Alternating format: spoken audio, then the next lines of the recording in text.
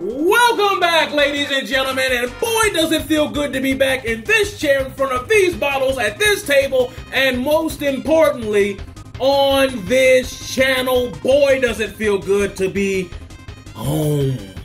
That being said, Gillette, what are we doing? What are we really doing here in 2019? I know this might be a close shave, tum-tish, for you out there, but let's face it, folks, there's a lot of people who are a little bit upset at this commercial. So much so, they're saying, oh my God, this might be the best Dollar Shave Club ad I have ever seen. And a lot of people are confused on why people may be turned off by aforementioned commercial, and we'll run a little bit of it right here. Bullying. The Me Too movement against sexual Toxic harassment. masculinity. Is this the best a man can get? Is it? We can't hide from it. Sexual harassment is taking over. It's been going on far too long. We can't laugh it off. Who's the daddy? What I actually think she's trying to say. Making the same old excuses. Boys will be boys. Boys will be boys. Boys will be boys. But something finally changed. Allegations regarding sexual assault and sexual harassment. But she says And there will be no going back. Because we believe in the best in men. Men need to hold other men accountable. Smile, sweetie. Come on. To say the right thing. To act the right way. Bro, not cool, not cool. Some already are. In ways big Yo, men, and small. I am strong. But some is not enough. It's not how we treat each other, okay? Okay. Because the boys watching today will be the men of tomorrow.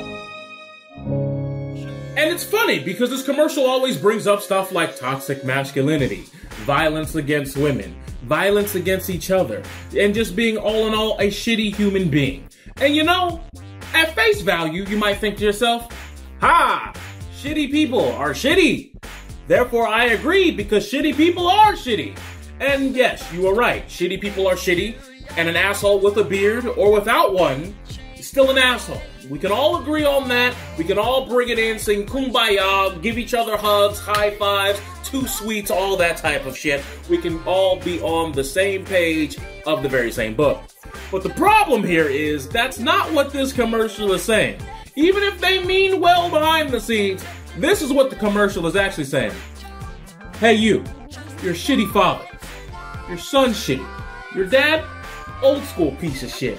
His dad, an even bigger piece of shit. Because for some reason you think that all of you guys and your buddies can be pieces of shit. You could rape women, you could beat up people, and you'll just say, boys will be boys, and that's all you care about.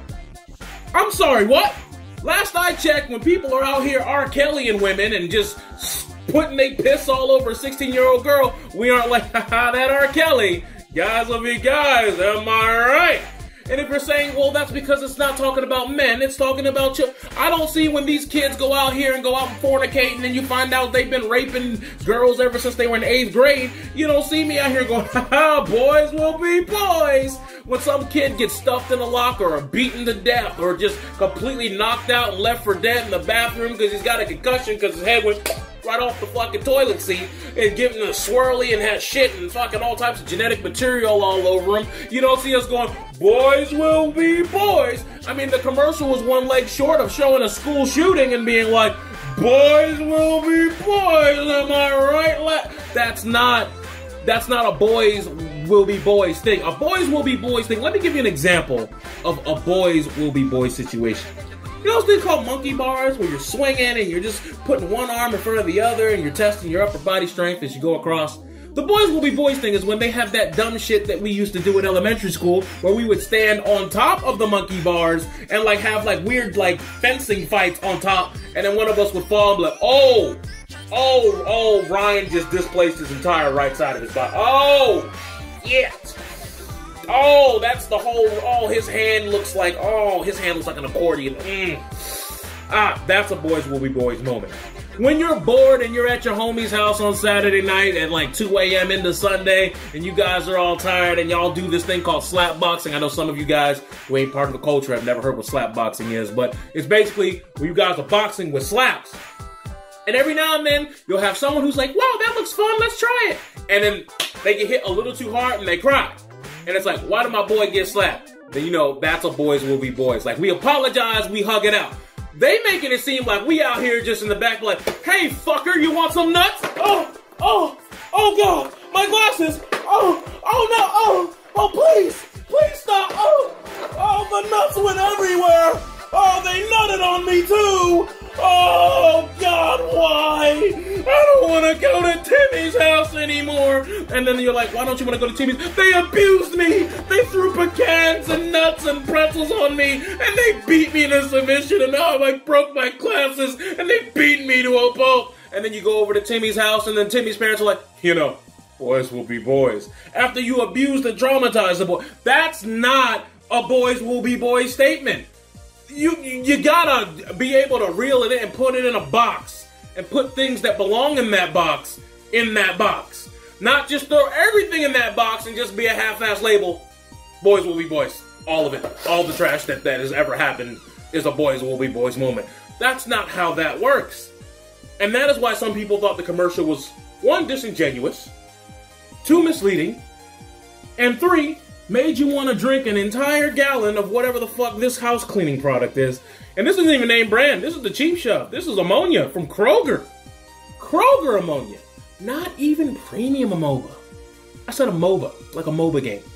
Well, either way, the commercial played itself, so it fits there too. But regardless, let's face it, folks. This commercial really isn't even that big of a fucking deal. I mean, it's funny how somebody who, knows a little bit about this company can see this and go, wait a minute, don't the people who own you, what are the names, Gamble and, probably not important, but maybe I should say this. The people who own you worked with South Africa during apartheid, and they weren't on the good side of that piece of history. And I know what you're gonna say, oh, pish posh, companies do that shit all the time. They make terrible decisions, they work with unethical companies like China. You know, the ones that, you know, treat those women worse than anything that goes on here. And over there, when you treat them wrong, it's legal by letter of the law. But you work with them, but we're going to ignore that too, right? So you can do all that nonsense. And then you're going to tell us that we're the problem as a whole isn't going to sit well with a lot of folks. Me personally, I was like, okay, this is a commercial that is, you know, with the Me Too movement, which is a great movement, obviously. You don't want people out here in power who are out here raping motherfuckers. That shit's fucking insane. And like I said at the beginning, we can all agree that anybody who's out here raping people, touching people, I don't care what gender they are, put them under the jail, and maybe if they're going too far and they're actually out here fucking raping kids and doing all this other shit, maybe a bullet in the back of their head isn't the worst fucking idea. We can't be out here corrupting our youth by putting our genitalia on them, because the genitalia is gonna fail you. Put it on a shirt. It rhymes. It sounds good. I didn't use, you know, penis or vagina or pussy or dick or cock. So therefore, it can go on a shirt and kids will be like, genitalia will fail you. And maybe that'll actually get them to practice some abstinence and we won't have kids at the age of 14. But all that aside, back to Gillette. You can't do all this dumb shit while having a whole bunch of not so PG or PC support groups backing you financially. And as a company, trying to dictate to us how we should raise our youth. It's always funny because, you know, at the end of the day, a lot of people would have a very big problem if R. Kelly was out here talking about, donate to these kids. They need your help. See? You see. Anyways, I've been your boy Prion, and I'm out. And that is a lot of nut to clean up. That's at least 100 nuts.